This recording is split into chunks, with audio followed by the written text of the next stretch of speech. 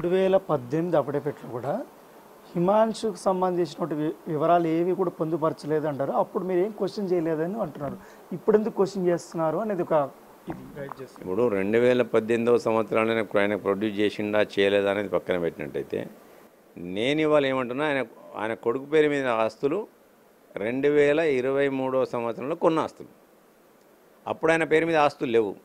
కాబట్టి ఈ ఆస్తులకు ఆధారాలు ఏంటి చూపించమని నేను అంటున్నాను. ఇవాళ 2018లో నేను క్వశ్చన్ చేయకుంటే 2020లో క్వశ్చన్ చేద్దాం లేదు కదా ఇక్కడ. ఇవాళ అప్పుడు తప్పు చేసినప్పుడు నువ్వు క్వశ్చన్ చేయలేదు కాబట్టి ఈ తప్పును కూడా క్వశ్చన్ చేయొద్దు అని అనడం తప్పు కదా. గత ప్రభుత్వంలో కూడా చూసాం, 2 ఎమ్మెల్యేల పైన ఇదే ఆరోపణలు వచ్చాయి. ఒకటి కొత్తగూడెం సంబంధించి జలగ వెంకట్రావు మీద, కానీ మహబూబ్ నగర్ సంబంధించి శ్రీనివాస్ గౌడ్ మీద, వాళ్ళిద్దరికి డిస్క్వాలిఫై అయింది. తర్వాత ఒకరి సుప్రీంకోర్టుకు కూడా వెళ్ళారు. ఇప్పుడు ఆ తరహానే ఇది కూడా ఈ కేసు కానీ పరిగణించాల్సి ఉంటుందా?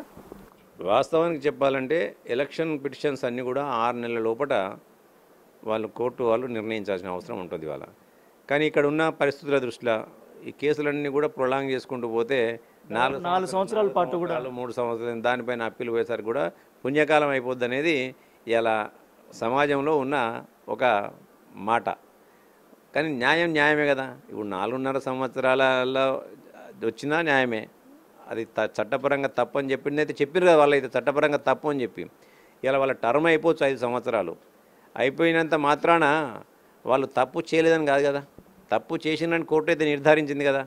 మరి అప్పటికైనా వాళ్ళు మళ్ళీ మనసును మార్చుకొని ఇటువంటి యొక్క చిల్లర వేషాలు వేయవద్దు, ఇలా మన చట్టానికి లోబడి మన యొక్క అఫిడవిట్లు మనం పొందుపరచాలని చెప్పి ఇంగిత జ్ఞానం వాళ్ళకు ఉండాలి. ఇవాళ ఇలా నేను కావచ్చు, ఇంకోరు కావచ్చు, కేటీఆర్ కావచ్చు, ఇంకొకరు కావచ్చు, తప్పకుండా ఒక చట్టాన్ని మనం గౌరవించినప్పుడే ప్రజలు మనల్ని గౌరవిస్తారు. నిజంగా కూడా మీకు నమ్మకం ఉన్నట్టయితే, ప్రజాస్వామిక వ్యవస్థ పైన నమ్మకం ఉన్నట్టయితే, ఇలా ఏదైతే కమిషన్ను నరసింహారెడ్డి గారి ఆధ్వర్యంలో కమిషన్ను ఎలక్ట్రిసిటీ ఇర్రెగ్యులారిటీస్ను చేయడానికి కమిషన్ వేసినారు, దాని చట్టబద్ధత గురించి అక్కడనే ప్రశ్నించాలి. నీకు చట్టబద్ధత లేదు నీ యొక్క కమిషన్కి అని చెప్పి వారిని కూడా సమర్పించాలి, లేదంటే కోర్టులలో క్వశ్చన్ చేయాలి. ఆయన్నే అందులో రాశాడు కేసీఆర్ గారు. ఏమని రాశారు? ఈఆర్సీ ఇచ్చిన జడ్జిమెంట్ మీద రివ్యూ చేయడానికి వీల్లేదు, ఇది కాశీ జ్యుడిషియల్ అథారిటీ అని చెప్పి రాయడం జరిగింది. ఆయన మరి నిజంగానే దాన్ని ఎక్కడ వేయాలి?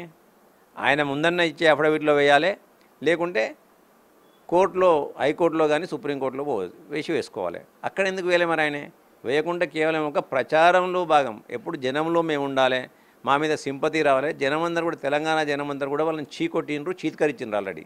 ఇప్పటికి కూడా మొన్న జరిగిన ఎలక్షన్లో కూడా అనేకమైన అవాకులు చెవాకులు పేలినరు. అయ్యో దిక్కు, కొడుకో దిక్కు, అల్లుడో దిక్కు, మనిషికో దిక్కు అవాకులు చెవాకులు పేలిండి. ఇలా నేను అందుకే చాలా సందర్భంలో చెప్పాను, పెద్ద ఆయనకు పెద్ద మీద దెబ్బతిన్నది, చిన్న ఆయనకు చిన్న మీద దెబ్బతిన్నది, ఆ మధ్యలో పొడుగు ఉన్న ఆయనకు మోకాళ్ళకి పోయింది ధమాక్ అని చెప్పి.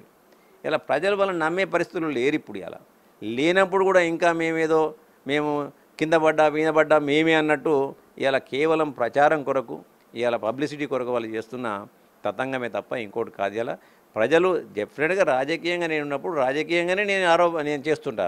ఆ ఆరోపణ తప్ప కాదని నీ యొక్క రుజువు చేసుకోవాల్సిన బాధ్యత నీపైన ఉంటుంది తప్ప ఇలా అరిచి గగ్గోలు పెట్టి ఇలా లొట్టి మీద కాకు మీద అరుస్తుంటే మాత్రాన మునిపే కాకులు అవి అరుస్తూనే ఉంటాయి. అవి ఆయనలో కళ్ళు తాగిన కాకి మాదిరి ఎందుకు అరుస్తాడు? ఆయన వచ్చి ఏమైనా ఉంటే కోర్టులో జవాబు చెప్పుకోవాలి. మొన్న కూడా చెప్పిండు, ఏదో ఫోన్ ట్యాపింగ్ మీద నేను ఉంటే నేను ఇది చేస్తా అని చెప్పి నాకు లీగల్ నోటీస్ ఇచ్చిండు. పరువు నష్టం, ఆయన కదా పరువు ఉన్నట్టు నేను ఆయన పరువు తీసినట్టు పరువు నష్టం దావా చేస్తా అని చెప్పి నాకు నోటీస్ ఇచ్చిండు.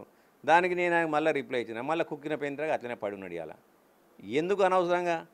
ఇప్పుడు నిజంగా చట్టం గురించి తెలవాలి. ఒరినంత మాత్రాన ఇలా మైక్ ఉంది కదా అని చెప్పి ఒరినంత మాత్రాన ప్రజలు ఎప్పటికి నమ్ముతారా? ఒకసారి నమ్మించగలుగుతాం, రెండోసారి నమ్మించగలుగుతాం, మూడోసారి నమ్మిస్తావు. నువ్వే అందరు నమ్ముతాననుకుంటే బొక్కపూర్లో పడగొట్టిరుగా నిన్ను.